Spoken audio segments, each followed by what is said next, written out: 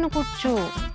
এই প্রথম চুপিয়া শুনেই বুঝে গেছে তার কোনো বুদ্ধি কাটাতে হবে না। কুসুম গরম পানি তো, কুসুম গরম পানি আমি এক্ষুনি আনছি। ডাক্তার সাহেব একটু দেখেন না ঠিক আছে কিনা।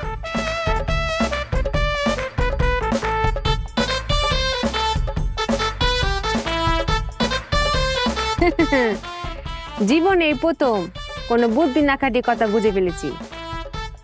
পানি গরম হয়ে গেছে,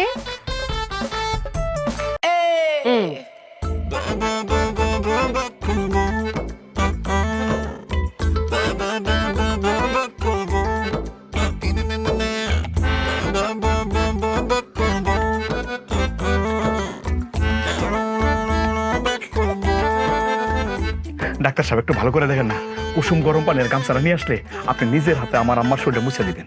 আপনার কথা হয় না কেন? আমি মহিলা মানুষের গা মুছাই দিব? ও, এই প্রথম আপনার কথা হয়। আম্মা এখন একটু ভাল লাগতেছে না? কোন খবর নাই। আচ্ছা, কুসুম গরম পানি করতে এত সময় লাগে? ডাকেন তো।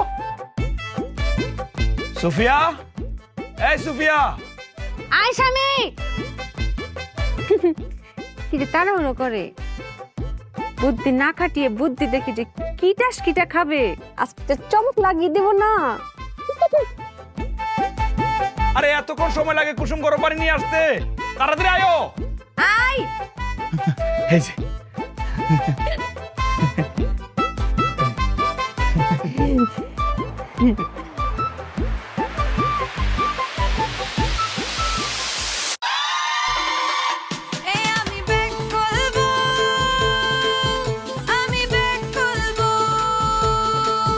তোরে আমি হাত জোর করে অনুরোধ করছিলাম, হ্যাঁ, নতুন কোনো বুদ্ধি খাটাইস না। এটা কি করছস ব্যাক কোলের বাচ্চা তুই? আমি বুদ্ধি কাটাইনি তো, এই বুদ্ধিটা আমার মাথায় চেট ছিল। তোর মাথার মধ্যে সেট করা ছিল? হ্যাঁ। এই তোর বুদ্ধি, এই তোর কাজ, এটা কুসুম গরম পানি। তুমি যা বলেছো আমি তাই করেছি। বিশেষ করে ডাক্তার সাহেব, আপনি বলেছেন না কুসুম গরম পানি আনতে, আমি 5টা ডিম নিয়েছি, নিয়ে ভেঙে এই পাতিলের মধ্যে রেখেছি, সাদা অংশটা ফেলে দিয়েছি আর এই কুসুমটা রেখেছি, আর আরেকটা পাতিলে পানি গরম দিয়েছি। পানি যখন বলক উঠে গেছে তখন ওই গরম পানিটা এই কুসুমের ভিতরে ঢেলে দিয়েছি। এলে হলো না কুসুম গরম পানি।